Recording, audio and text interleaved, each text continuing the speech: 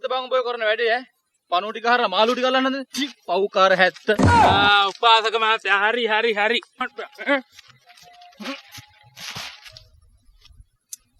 දැන් ඔබ මොකද මං යන මග හරස් කරන්නේ? ආකානේ අපි දැක්ක උපාසක මහත්තයාගේ හැටි. මොකද්ද දැක්කේ? දැක්ක පිරිත් ගෙදර චිකන් පළු ගිලිනවා. යකෝ පිරිත් ගෙදර දුන්නේ චිකන් නම්.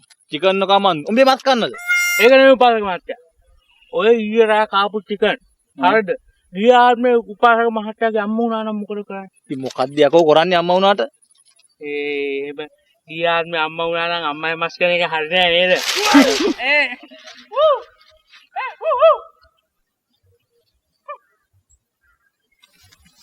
උඹ කසාද බැඳලාද?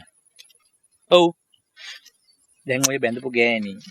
ගියාත්මේ උඹේ අම්මා වුණාම ඉතින් හොඳයිනේ. නෑ ඉතින් මේ ආත්මේ අම්මා හරි නෑනේ.